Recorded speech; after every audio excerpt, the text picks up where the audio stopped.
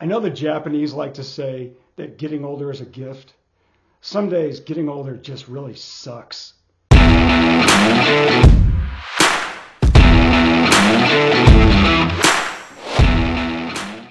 Mac Engel, Engel Podcast. Thank you very much for joining me. I'm going to upsell this one a lot. I have been fortunate enough in my life to have interviewed some really fascinating, interesting, and high-profile people. Aaron Sorkin, Kevin Costner, Jane Fonda. I actually corrected Jane Fonda about my name. She called me Mark, and I said, no, actually it's Mac. And I never correct anybody about my name. And for some reason in that moment, I thought, you know, Jane Fonda, you're not going to call me Mark. You can put some respect on that. And the funny part was when I told her that, she said, oh, it was over the phone. And she, oh. And in that moment, it dawned on me, I could have been the Pope. I could have been Jesus Christ. I could have been Satan. She couldn't have cared less that I was Matt, Mark, Jesus Christ, the devil, or anybody else. This guy that I'm interviewing for this episode was somebody that I stumbled across after I went down a YouTube rabbit hole of one of my favorite topics, and that is 1980s action flicks. I am a sucker for all of it. First Blood, Commando, anything with Schwarzenegger, anything with Stallone, Die Hard, Lethal Weapon, love Lethal Weapon, 48 Hours by Walter Hill. I like all the Walter Hill movies. I even like Red Heat. I liked all that stuff. And I see on the right side, there's a clip from a movie. I was like, oh, wait a minute. I haven't seen that in forever. I like that movie so much, I went and saw it in the theater twice. Because that's how many friends I had. I'm talking Extreme Prejudice, a Walter Hill film starring Nick Nolte. And I'm watching these scenes. I'm like, oh, I forgot how good this was. And then I went and watched the whole thing. I thought, this is pretty good. But it didn't have big box office success. For whatever reason. I don't know why. It was good. But it had all these people. And I couldn't believe it. Powers Booth. Tiny Lister was in it. William Forsythe. And it, like I said, it was really good. It's super violent, but it was really good. But there's one guy in it, and I thought, he kind of looks familiar. Who is that? So I go on IMDb, and I look it up on IMDb, see this one guy, but it doesn't have his photo, which is really odd for IMDb.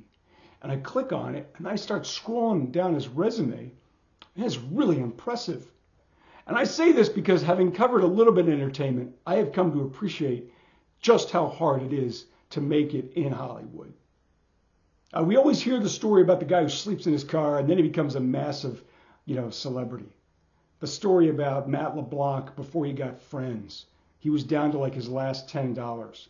Matthew McConaughey lived in his car. We hear these stories, but we don't hear about the guys who never make it. And because that's how hard it is to make it. I had an actor who once told me that of the people who have their Screen Actors Guild cards, 6%, give or take, can call themselves working actors or directors, in that they can support themselves just through that job. Everybody else is supplementing their income in some other way, shape, or form, because that's how hard it is. Let me get back to this guy. I'm scrolling up and down his resume, and I see it. I was like, this guy had a hell of a career. He starred in Biloxi Blues. He's got a big role in Extreme Prejudice, which is like I said, the big action movie. He goes on to have a 4-year run, 96 episodes on a CBS television sitcom called Major Dad. 96 episodes. No one makes 96 episodes of anything anymore unless it's another Law and Order, which, by the way, this guy had a role on. And this guy was a working actor. And then in 2005, he writes and directs in a film that Roger Ebert called one of the best films of 2005. That's how I found it. And I do highly recommend, if you get the opportunity, find the movie Dwayne Hopwood. It's very good. It's very good, and it's starring former Friends star David Schwimmer. He's the title actor in it. Also in it, Janine Garofalo, Dick Cavett, and John Krasinski, right before he became John Krasinski. And as I continue to scroll down this person's page, I noticed that he is a professor of history at Fordham University. He decided to leave the business. This guy, to me, is a big success. Even if his name isn't on the marquee, even if he doesn't have a bunch of awards or anything along those lines, the reward and the award for doing these jobs is making enough to be able to support yourself while doing what you love. That's the award to me, and he did it. Fascinating career, super smart guy, really interesting. Please let me introduce you to Mr. Matt Mulhern. So I want to go back when you were a kid and when you were thinking about pursuing theater, Hollywood, acting. Matt, did anybody in that time window say, oh my God, do not do this. All it is heartbreak. Don't waste your time? My mother. Did you really? My dad was in the music business, and he was one of the guys who started A&M Records, and he was specifically wow, kind of an A&R guy, so like a talent guy. And he didn't say this to me much, but he'd seen me in a few things when I was back in high school, and I could tell that because he would have told me. He was a straight shooter, but my mom was just, they were World War II generation people, and she wanted me to do other things, not necessarily be a lawyer or a doctor. She thought my talents lay more in writing. So she would have been happy if I'd gone somewhere down that road. But anyway, in terms of other people, that's the standard response you get from everybody in the beginning. I remember being at a wedding once, and I hadn't really gotten started as an actor, and a guy said to me, well, what's plan B? And I said, there is no plan B. And I think, people who go into it with that attitude probably have a better chance. I didn't know how to do anything else. I didn't want to do anything else. And I was just going to make it work, and it was tough. The first few years were very, very tough, psychologically, to be back at home back in 1983, working at a factory in North Jersey. Wow. Literally, my first big break was a play called Biloxi Blues, which was done on Broadway. And I was working on the assembly line of the factory, and the producers would call the assembly line, and I would, be given the phone to be told that I had a callback, and that went on for 3 or 4 or 5 callbacks, and then eventually I got the part. But there's a lot of very sensible advice, that you get from people in the beginning. And that's what I got, like everybody who goes into it. It's a tough business. So when you had that part of your life, did you have any moments where you felt like, even though you had the support of your family, even though you had a job and all those things, did you feel like, man, I'm a failure? I would say I felt like that once I had started working, and in those downtime, because once you're married and you have a couple of kids and you've got bills to pay, it's a different thing, It's a job. And again, it wasn't like I could just sort of sidestep into some other career.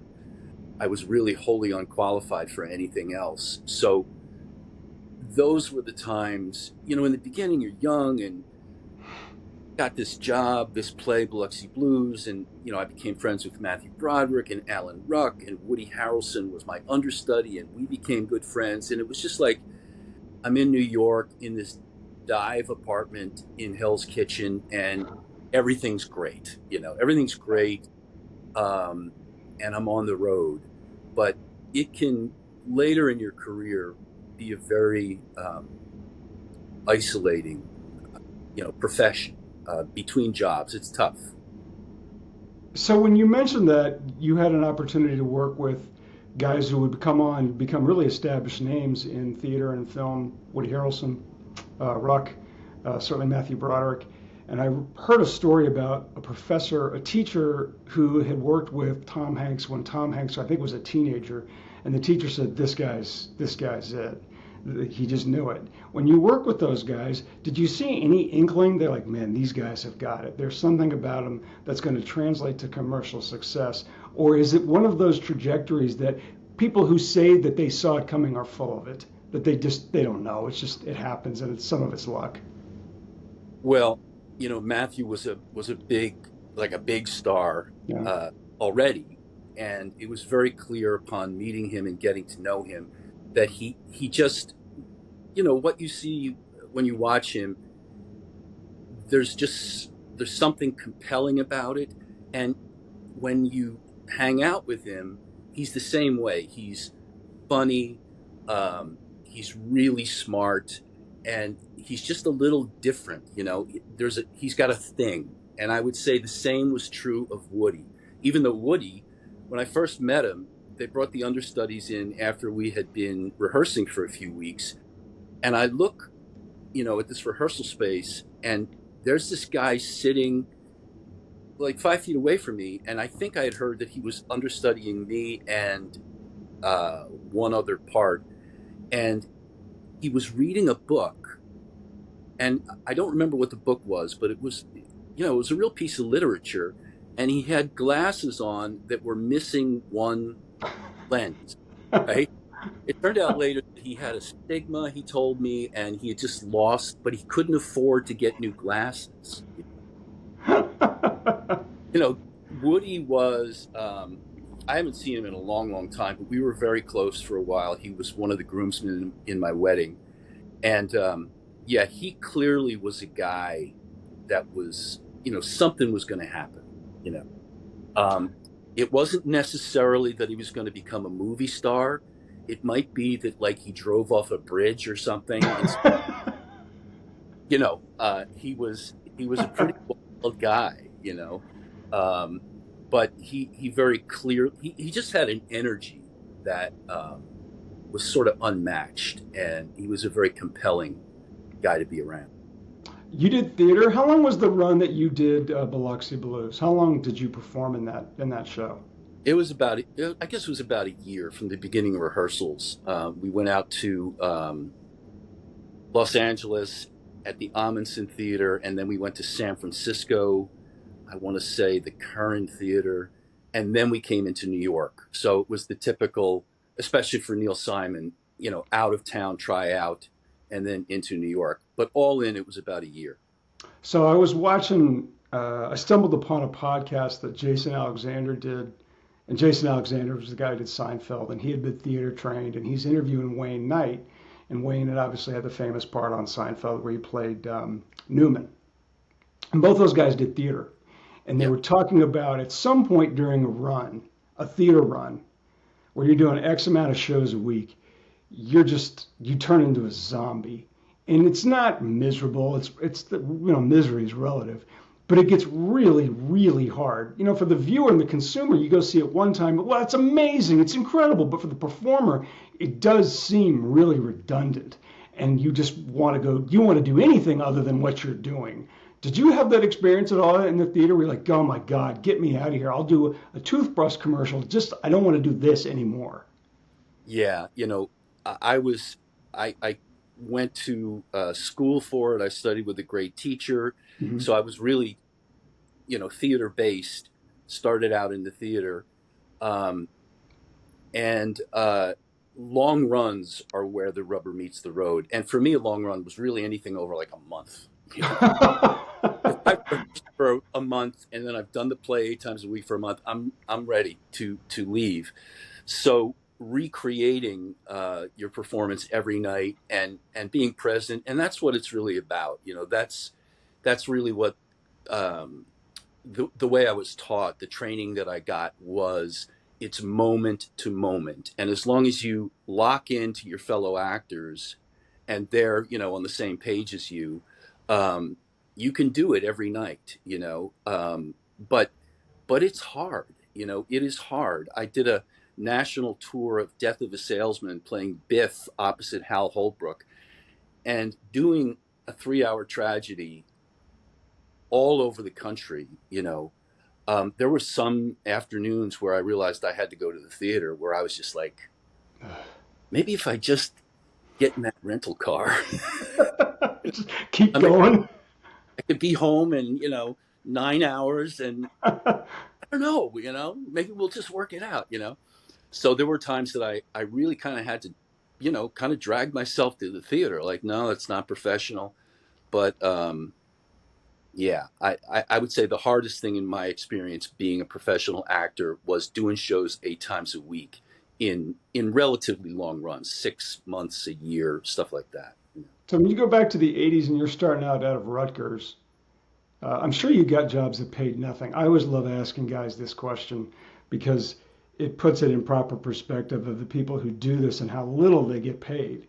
This job's included actor, anybody under the entertainment umbrella. So when you think back about that, Matt, what was the lowest paid job that you took? And do you remember how much it was? Well, I did the typical thing. I waitered in New York City. Um, I was actually a chef at one point, which was hysterical because I didn't know how to cook. But a You friend just of mine, make it up? yeah, just another actor, he was working as a pastry chef at a really good restaurant on in the city. And he's like, yeah, I can teach you how to do it. So the real chefs were these Chinese guys who worked like around the corner in their section of the kitchen, the hot chefs. Yeah. And all I learned from that job, and my friend taught me this, was how to bank cherry tomatoes off the wall so that it would hit the Chinese cooks in the head and just drive them insane. That's the only tangible skill. I mean, I could put together a salad, but I never really learned how to bake anything. As far as low wage, everything was low wage. Everything was No. low. I'd had, I don't know, 15 jobs before I started working as an actor. A lot of minimum wage stuff, factory work, labor jobs. But once I got started, the money, kind of mainstream, uh, off Broadway theater jobs, Broadway minimum, you still can't make a living in New York. You can't afford housing in New York, even with Broadway minimum today. Um, but Wow. relatively speaking, it seemed like a fortune to me at the time. I was like, wow, seriously, you want to repeat that? Um, but I would say, some of the lower paying jobs I ever had were, regional work as an actor. I worked at a bunch of regional theaters around the country, but usually, you're doing those parts because I already had a career going, because it's a part you want to do, and you'd only get to play X part, in La Jolla, or Huh. uh, up at Huntington Rep in Boston or something like that. So maybe between seasons of a TV job or something like that, go off and do some regional work. And it's not about the money, for sure. So let's go back to the 80s. You land a part in this big time Hollywood action flick. It doesn't look at your resume at the time. You fit the action genre, certainly the way action movies are made that day.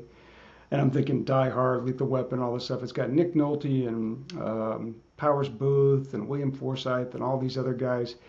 And now they make this movie, and I thought it, like I said, I thought it was pretty good and it held up.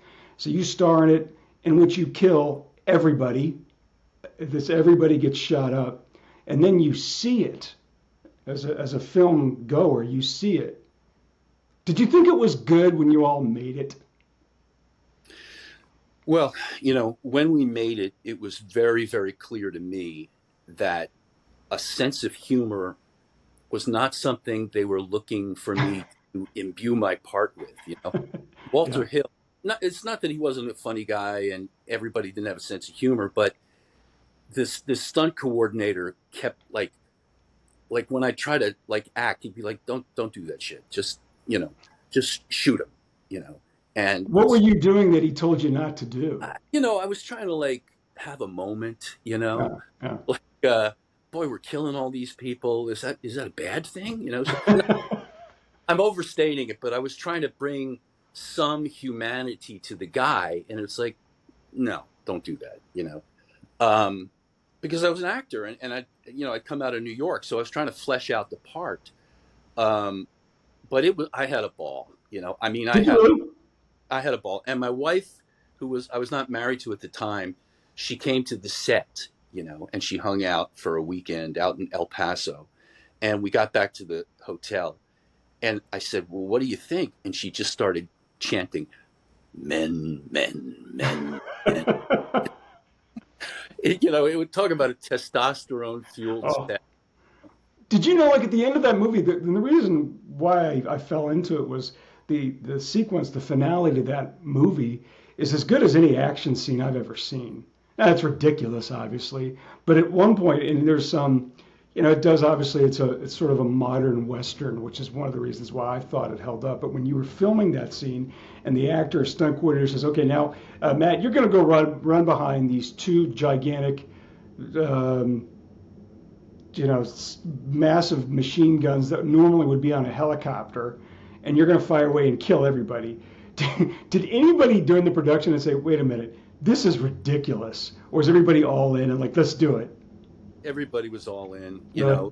There weren't a lot of questions being asked at that point. I just, I knew what he was going for, and actually, I remember Walter Hill saying what you said. He did want to kind of make this connection between a typical, shoot 'em up Western and bring it into a modern context.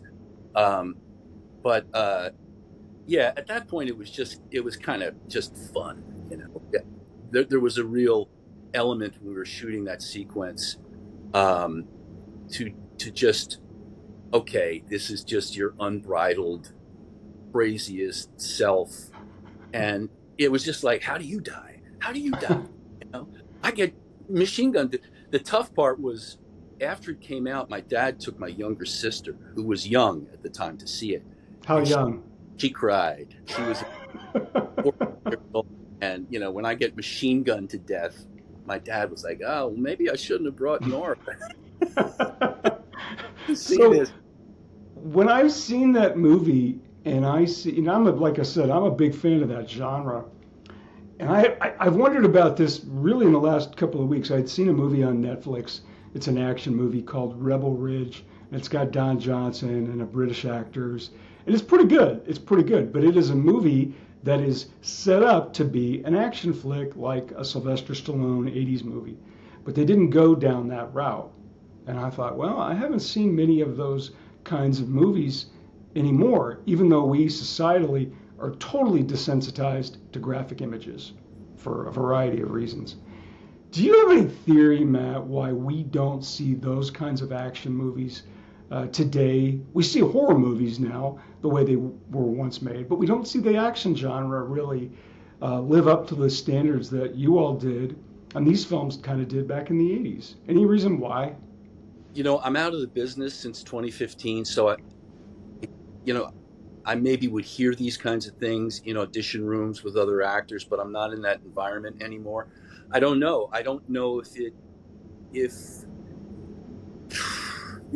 sometimes the liberal Hollywood thing I think is really overstated, but maybe there are people in control of the purse strings who just don't want to keep that that image coming out of Hollywood. I don't know.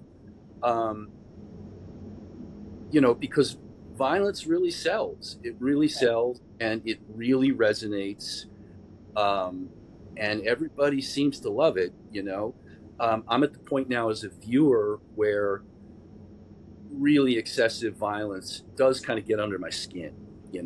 Like I was watching what's the Yellowstone spinoff with Tim McGraw. Oh, like was it 1883 or 19? The guy who makes that is a Fort Worth guy, coincidentally, and I know what you're talking about. I Yeah, don't know which spinoff, like, but I know what you're talking about. it was like, Yep. wow, is that the only story about the expansion of the West? Because it's, as a history teacher now, the stories, the truth of the matter is so compelling. in terms of American history, that I really don't think. Like I was reading recently about Ridley Scott's pushback to the film Napoleon, Mm-hmm. and Napoleon didn't shoot cannons at the pyramids, and he's like, well, were you there? And of course, now teaching history at Fordham, the response is no, but there were people who were, and they Right. wrote down where he was and what he did, which is fascinating. So why do you have to over dramatize what's already incredibly compelling if you tell it, in the right way? So you mentioned purse strings in Hollywood, and you led me down a question that I have wondered about for a while. And I don't know how many streaming apps you have, like Hulu or HBO Max or any of those things, but I go up and down them sometimes, and I'm sure you can relate to the Friday night blockbuster movie scroll experience back in the 80s, and you just walk around them forever, can't figure out what you want to buy, you rent, and the streaming thing is the same experience. And the one thing I see, Matt, is just there's a million choices, and I'm like, how do any of these movies make any money now? Because there's so many of them, and they're barely in theaters. And I know you were out of it for 9 or 10 years. Matt, how do any of these things make any money today? I was watching Wolves last night, which is the new Clooney Pitt movie. Yeah, yeah. That's exactly what I was thinking. I was watching with my wife, and I said, how long was this in the theater? Like 10 minutes. Here it is on whatever it is, Netflix or Amazon, or maybe it's Apple. It's Apple, yeah. Apple. And I'm thinking, I don't know, between the two of them and their salaries and the production values, it's got to be $100 million, right? Minimum. And Seriously? I would think so. I mean, unless the two of them are like, let's have some fun. Right. And I'll Yeah. But on the face of it, they're going to be paid. Again, I'm out of it, but I would think $30 million each up front, and maybe have a piece of the back end because they're both producers. So to be honest, I don't know. My son's an actor, and he gives me the new stuff. He was actually in a movie called Boys in the Boat that Clooney directed. Oh yeah, that's a great book. It's a great movie. Played a character, a guy named Don Hume, who gets very sick when he goes to Berlin, and he's barely able to get in the boat. But the story that he told me about, because when he got the job, I said, "That's it. You're good, unless you have some horrendous car crash debacle in your personal life. You're going to be good. This is a big movie. Clooney does a great job as a director. It's going to be big." Well, it turns out that the studio they made it for got bought by Amazon before they started shooting and tried to pull the plug. They didn't. I didn't know that. George Clooney, Boys in the Boat, this incredibly popular novel that was just waiting to be made into a major motion picture for 20 years since the book came out, and not a lot of support. That they're, this is what I'm talking about. Like when we were talking about violence in movies, Mm-hmm. I couldn't figure that out. I thought, wait a minute, Clooney, Boys in the Boat, he's directing it. How can anybody say no to this? But they tried to. They just thought, no, nobody cares. Rowing, who cares? Who cares? And thank God the movie came out, but it had to be rearranged financially to get made. So yeah, those stories I get from my son now, and it's really, really interesting. Business. Do you feel the same way about it? Like in terms of, you're good. You've hit the role that you need to sort of have stable footing under you for a career. Do you, even though the Amazon thing happened, do you still feel that way for your son about you're on good footing? You're a part of a big project. You were working with a really established name guy, or is the financial uncertainty of all this stuff say to you, son, I don't know what to tell you. This is a different world. It's a combination of both. He grew up obviously with me, so he knew about the downtimes. But he's just a guy who was all in like I was when he found it, when he started getting cast in some stuff in college. It was like, this is it. I was lost, and now I'm found, He's been in some other good stuff. He had a good role in an HBO series called Mayor of Easttown. Yeah, it was a good show. Yeah. Did an opioid thing with Broderick, which was really funny for Broderick, a friend to work with my son, called Painkillers. I think it was Oh. maybe show. I'm not sure what that was on. So he's got a good career. So I'm very supportive of him, and I feel like he's in a good position. But at the same time, I don't have to tell him. He knows. He's experienced some slow times. He's 30, and he gets it. So one of the things that's changed about the business, which I really applaud, is he's going to get a master's in theology. He's really interested in theology and philosophy, and he just got accepted to a program. When I was doing it, you were at the beck and call of the industry 24/7, 365. You had to live in New York or Los Angeles, or you were not serious. And if your agent called and you had an audition and you said, I'm on a Zoom class for a theology degree, you didn't have an agent the next morning.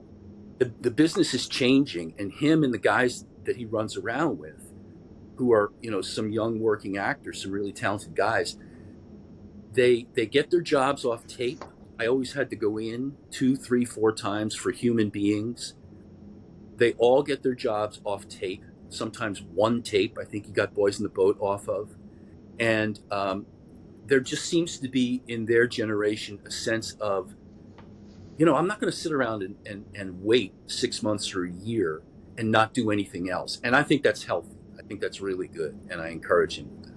So he gets to work with George Clooney, and I think anybody in these kinds of jobs, and I throw my own job in it too, but certainly with yours. Can you recall, Matt, a moment that you had when you were younger that was sort of one of those quiet, validating moments from somebody you really respected, looked up to, had been on the TV screen and the movie screen that you had seen, and now all of a sudden you're opposite that person? And they gave it to you subtly. It's not something you put on a LinkedIn profile or a resume or anything like that, but it was something from somebody else that you held in the highest regard that they said to you that even now, if you're not feeling great about yourself, you have that moment and that experience to say, wow. It's not like Sally Field saying, you love me, you really love me, but it's that kind of emotional pop to your self-esteem. Yeah, I had a few of those, and they were really, really meaningful. It just means the world. Yeah. When I was doing the film of Biloxi Blues, Mike Nichols was directing it, and Wow. it was intimidating at first.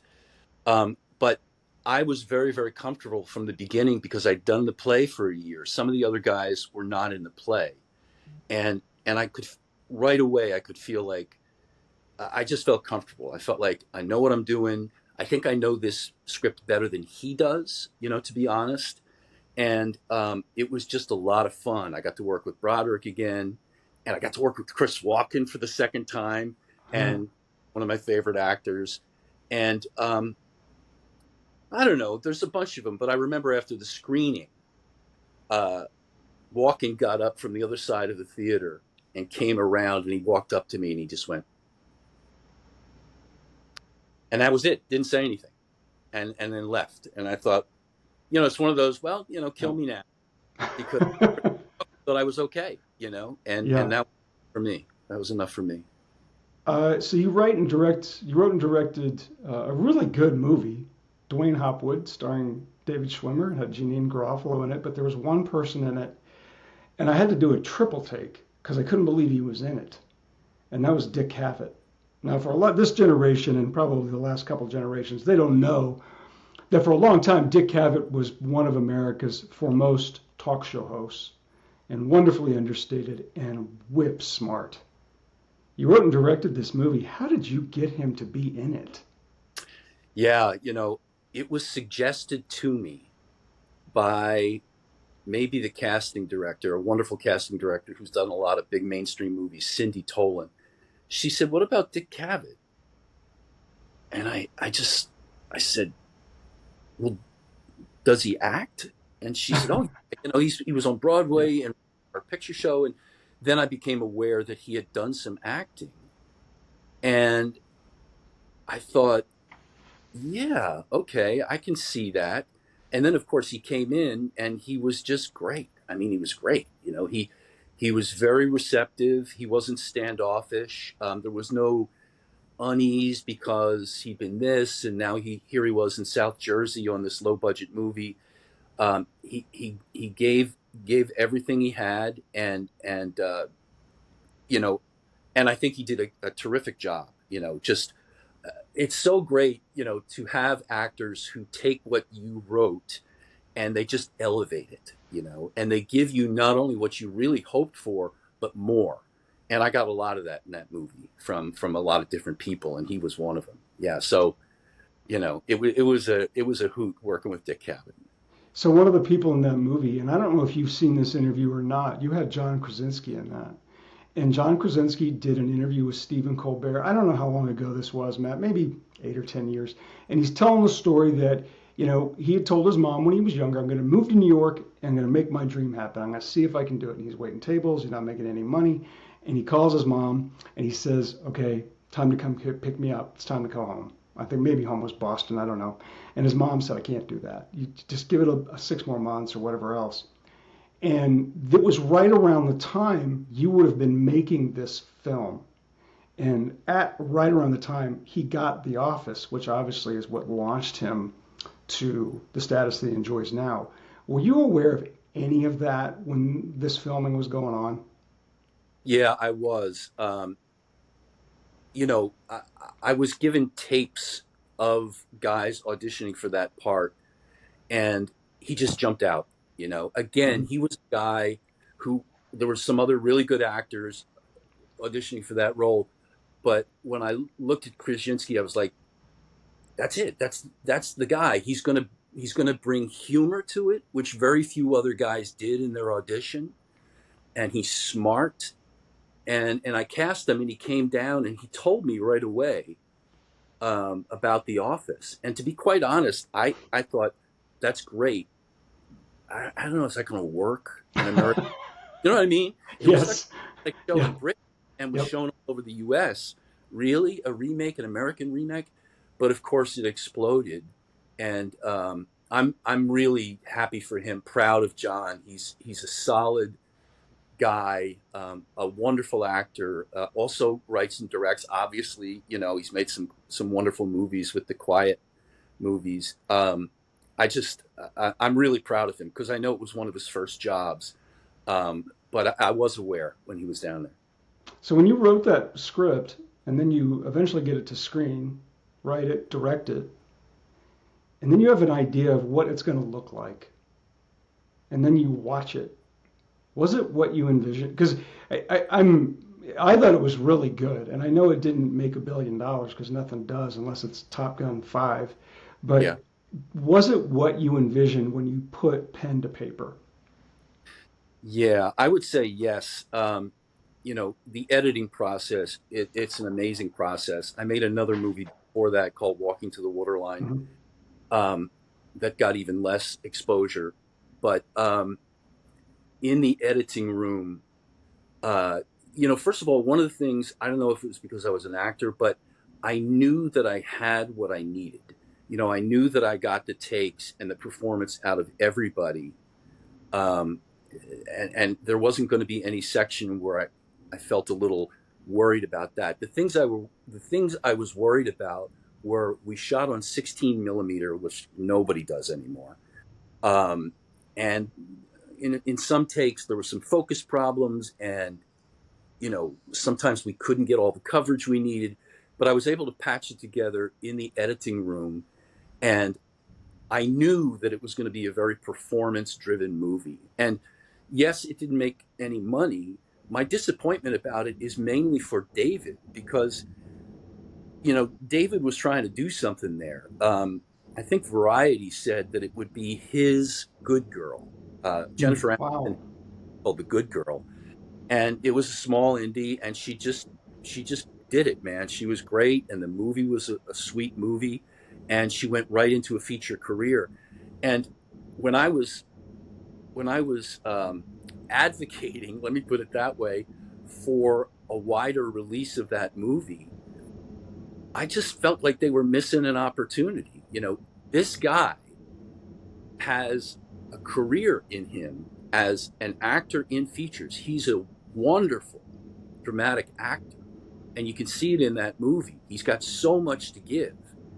And to be honest, I still don't get it. It's like that's David's doing fine. We're still Yeah. friends. I speak to him much, but I see him every once in a while, and he's fine. But I thought that was my big hope for it. To be honest, for me, great, that would have been great. But I thought this is going to really open things up for David, and unfortunately, it didn't. So when I was, there have been films that have been made in the area, and I've done some interviews with producers about the process. And I was told repeatedly that if you're going to make a movie that works, makes money, you've got to have a name attached to it. Like you mentioned, the Clooney Pitt thing, and that's why they got all this money up front, probably. That you don't have any chance to get anywhere without those names. And the names know it. And that's why sometimes you hear on these big projects, the actor or actress could have a lot of influence on the final product, whether it's a shot, a rewrite, or whatever, because they know they're the oomph behind the project. And you hear horror stories about it, about rewrites, and the actor saying, "Oh, I'm going to be the good guy," or whatever else.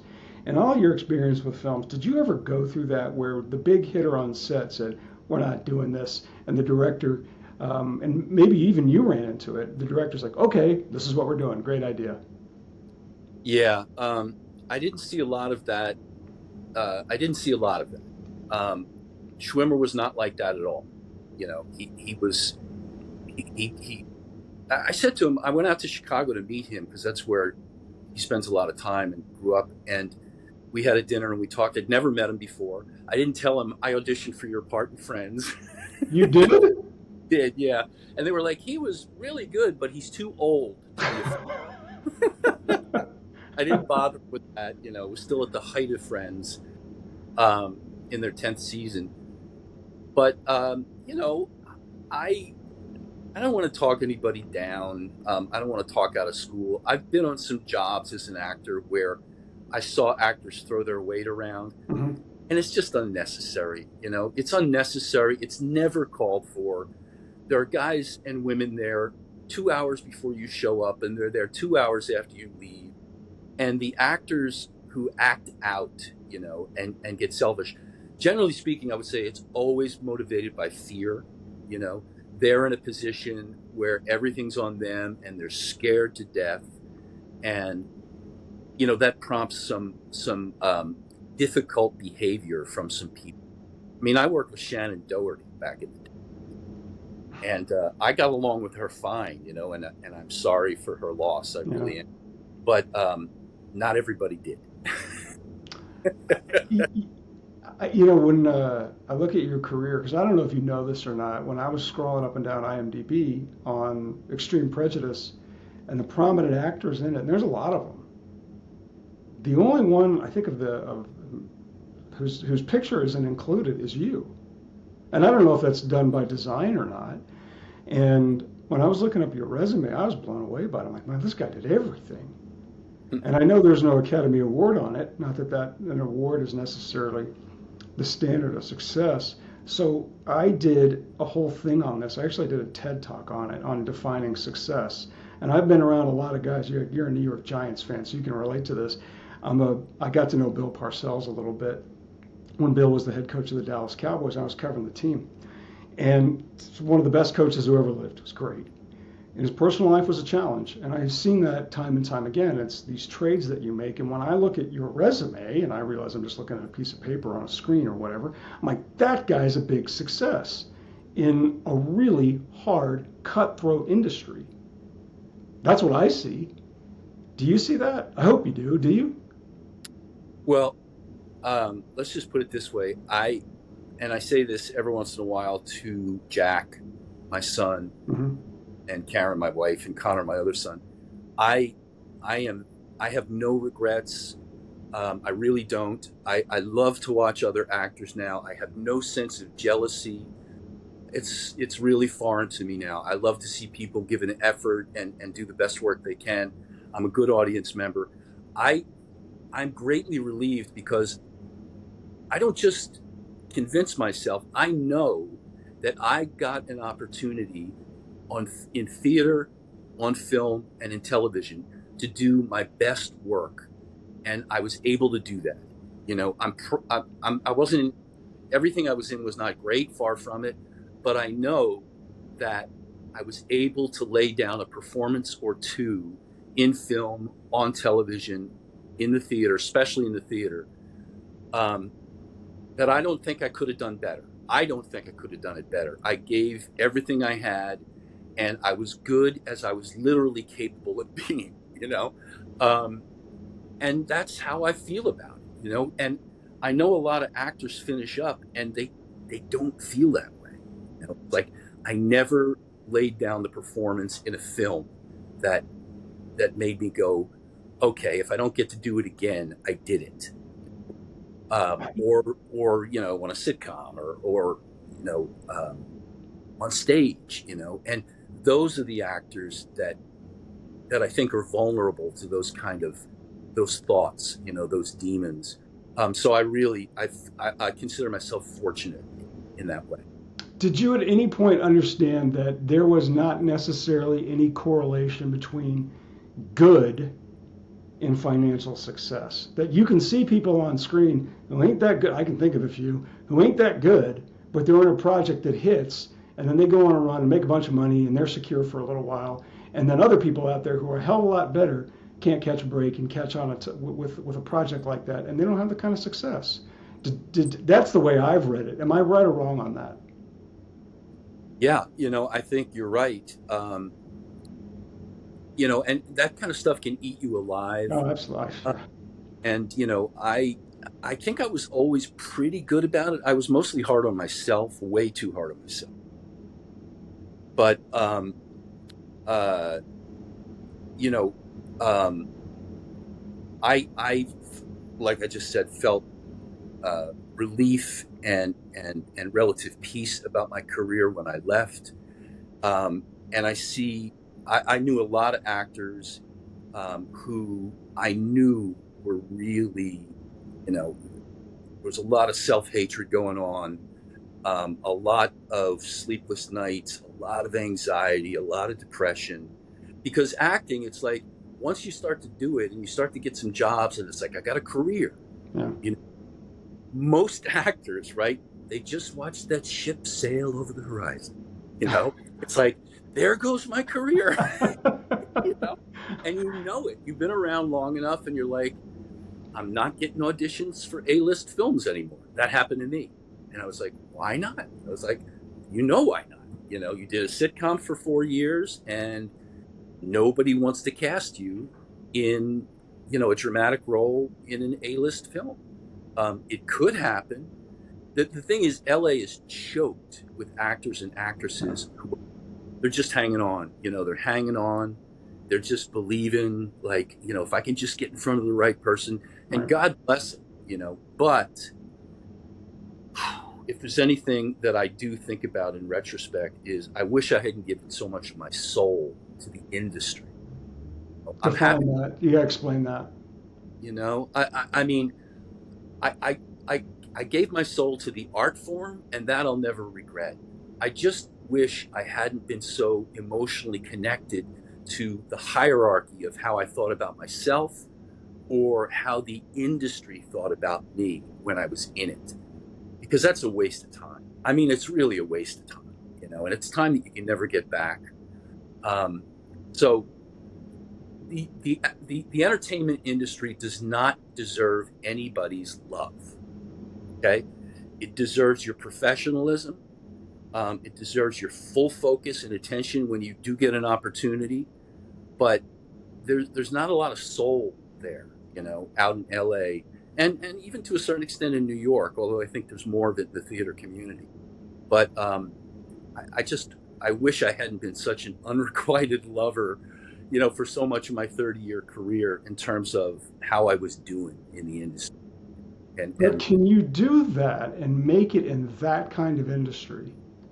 Because I've heard other actors say that you have to give your soul, and that's an all-encompassing gift. in order to make it.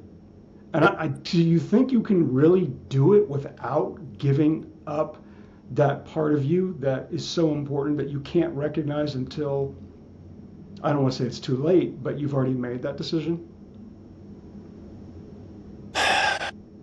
You know, I can't go back and get in my head 30 years ago or 15 years ago, but I just know that when I did it, there was no plan B. You know, I was like, I didn't go on vacations with my family. I cut vacations short early. I disappointed people, friends. No, I have this audition. No, I have to prepare for this meeting. No, no, no. And I said no to a lot of life. You know, I don't have a lot of regrets about the attention I gave to my kids growing up because I I I tried very hard to do that as well as I could. Um, but you know, actors they have a mistress, and it's the business. You know, and you give it all your love, and you give it all your time, and you give it all your money, and the vast majority of it is unrequited for the vast majority of actors. So you know, it can be great. It can be so much fun. It can be so satisfying. You can connect with so many interesting people and go interesting places, but it's always good to keep in mind that it doesn't love you back. Okay, so I've got a couple more things. I'll let you go. This has been great. You deliberately went a hard right turn away from theater, and then you go into academia, where you become a professor of history at Fordham in New York City. That's a pretty big that's a pretty big turn. What prompted you to say, okay, I'm done, and I'm going to go be a professor of history? Well, I literally took my Screen Actors pension 10 years early at 55, and I got out for, you know, a number of reasons that I won't go into too much here. Um, One of the biggest ones was that I was done. I was really tired of the life. I was tired of the uncertainty. I was tired of the judgment system and feeling bad about myself if I wasn't doing great, you know. And when I got out, I spent about 3, 4 years just. My wife was like, "Well, you got to get a job," you know. So so I did, and what I found out is nobody cares. You know, I must have sent out 500 resumes. Over those 4 years, I got about 3 or 4 minimum wage jobs. The last job I had before I applied to City College in Manhattan and got in to get the master's in history, I was working the overnight shift at FedEx. I was loading and unloading trucks at night with Jack, which I'm really happy that he joined me on that job because now he knows what it's like to work, you know. Yeah, yeah. Uh, and then I, I realized, whatever, I'm 58. Um, I don't golf. What am I going to do? You know, what am I going to do?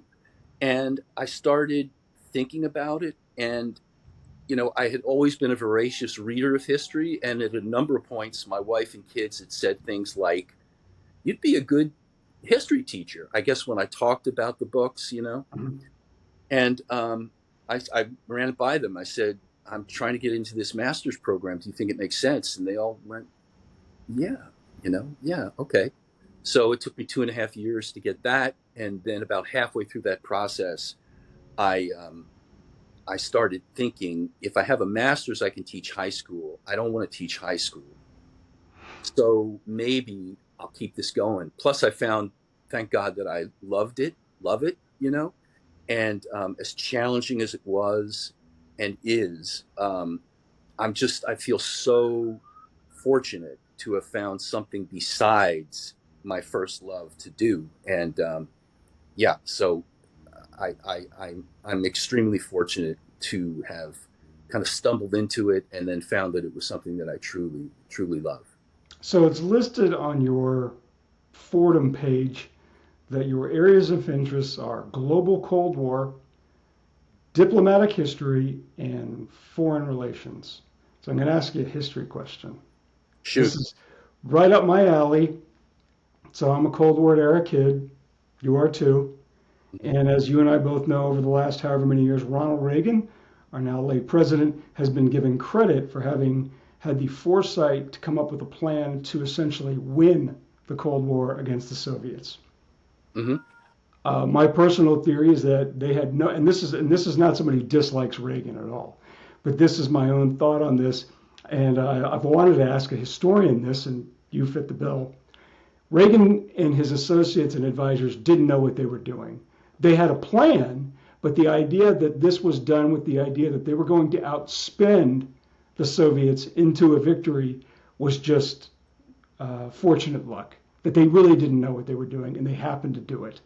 And it happened to work out in their favor. Am I right or wrong? I think you're right. I really do. All right. Well, he was originally a Democrat, right? Yeah, And that's right. when things started to turn during the second Red Scare, um, he sort of put his finger in the wind, and he was fading as an actor, and he needed a second act, and he was approached by some corporate interests. That's right. GE specifically made him their spokesman, and he went around the country giving speeches for GE and speaking mainly in terms of anti-communism and Right. joys of capitalism, the advantages of capitalism, and the Republican infrastructure at the highest levels became very attracted to the idea of him as a presidential candidate. Governor, tries, doesn't win, then tries again and wins. So he came in with a very sort of limited ideology, which was staunchly anti-communist. Right. And he took it away from Jimmy Carter. God bless Jimmy Carter, 100 years old, a greatly undervalued president who's a big part of the dissertation I'm writing. And his ideology was very simple, very muscular. He had a very sunny optimism about the prospects of the United States. And he went at the Soviet Union differently than his predecessors did, going back to Nixon, who created détente with Henry Kissinger, which was to lower the temperature on relations between the United States and the Soviet Union, make the relationship workable so that we weren't always at, DEFCON 1 and threatening each other. Reagan took the opposite track, and his idea was to pressure the Soviet Union. I think there was a lot to be said for that. Having said that, I think the scholarship now is pretty definitive that he did not win the Cold War. He contributed to it. He had the United States on an adversarial stance with the Soviet Union, but really the demise of the Soviet Union was principally about their inability in terms of the architecture of their economy to continue to compete in a global marketplace. And by the time Gorbachev came to power and he tried to introduce some market ideas to keep the Russian economy alive, the Soviet economy alive, it was too late. It was too burdened with bureaucracy and leaders of the agricultural sector versus the military sector versus, et cetera, all protecting their fiefdoms. It was a series of oligarchies, and he couldn't crack the code, and it collapsed. So I do think, honestly, that he contributed to it. Yes, he took an adversarial stance, which poked it closer to the edge of the cliff. But I think you're largely right. It was mostly just kind of an ideology and a kind of a general thrust to be anti-Soviet, anti-communist. That's my sense of it anyway. All right, last one. What are your favorite films about history? Since I'm a history nerd, I'm the guy who reads books about submarines. I'm that guy. So what are your favorite movies about history? Well, I'm teaching the Vietnam Wars for the second semester. The first 3 semesters I taught, this is my third year teaching, I did a course called The History of Race and Ethnicity in the United States. And one of the films that I showed was Glory. Oh, And that's a great movie. Glory, Broderick, I remember him doing it, being an actor, auditioning for it, not getting another part in that movie. But it's good. It's very accurate. They get a couple things wrong, but nothing really important. It's a very good film that shows all kinds of things: race relations, white on black, black on black. It shows the difference between the northern soldiers who come down in the 54th Regiment and the local black militias, and some sort of disconnect between people who were slaves and went to war on behalf of the Union and people who joined the Union Army from the North. It gets a lot of things right. Other history movies, oh my gosh. Well, history. All the President's Men is a history movie, and it's one of my favorite movies. I can watch that over and over again. It's one of only. Reds is another great history movie. Warren Beatty. Long, but I always talk it up to my students. If you want to get a sense of what the first Red Scare was like in the 20s, and the first time the United States felt under threat by what at the time seemed like a very compelling ideology. Right. Everybody the same. We don't have gender differences. We're all workers. Let's unite against the capitalists, and how that was so threatening to the United States and to the administration of Woodrow Wilson and this writer, John Reed, who went on to write 10 Days That Shook the World. That's a great history film, Reds. And I've got 10 others, but that's it. I probably could have held you here hostage for another 5 weeks, but I know you have a life, a job, wife, and children, even though you're trying to shoo them out into the world. I can't thank you enough for this. I have been very fortunate to interview a lot of interesting people, and this is way up the list. You did not have to do it. This was extremely kind of you to give me your time and your story. Thank you very, very much. I'll send you a check. Just don't cash it. Just don't cash it, right. Well, listen, Mac, I appreciate you reaching out. I've never done this before. Like I said to you in an email, I don't know who will care, but I love talking with you. And I've been following you a little bit. I've getting to know a little bit about you. And even though you're a Cowboys fan, you seem I wouldn't say I'm a fan. I would say I didn't grow up here, but I've lived here for a long time. So when I moved here, the Cowboys went into the toilet. And I've noticed that you're a New York sports fan. You said you're a Giants fan. And Michael Strahan, you know who Mike Strahan is. Michael Strahan took and admonished Giants fans recently, which is, hey, man, you got 2 Super Bowls wins in not a too short a time. That's pretty good. Quit your complaining. But are you a Yankees or a Mets guy? I'm a Mets guy. I'm a hardcore Mets guy. I haven't been tuned into this season, to be honest. My son Jack is a Knicks fan, so he's got really back into basketball, and we went to a bunch of games last year. So I've been veering more towards basketball. But I'm really pleased that the Mets are in it. I was with my wife at Game 7 of the '86 series. We saw them win it. You're kidding! Unbelievable. Yeah. We watched Game 6 in the bathroom of my apartment on Hell's Kitchen, and we ran out screaming into the streets when Jesse Orozco, I don't know who threw the pitch in Game 6, and my wife's father had tickets to the Monday game, but he had some conflict. He gave them to us, and we went to Game 7, saw them win the '86 series. So yeah, Mets fan. Wow, what a great so you remember watching and listening to Vince Scully's call behind the bag, "Here Comes Night," and the Mets win it?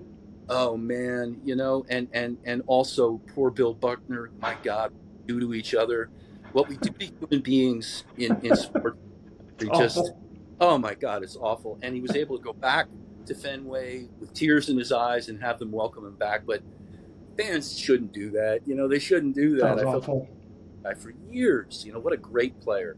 Anyway. Did you ever see the Larry David Curb Your Enthusiasm episode with Bill Buckner? I haven't seen it. I heard about it. Oh, it's great because they lionize, but you've got to see it. But Buckner had a great sense of humor about it, and by that point, obviously, everybody had put it behind them. But if you get a chance, Matt, as a sports fan, as someone who appreciates theater and drama and narratives, you've got to see that episode. I'll check it out for sure. Matt, thank you so much for your time.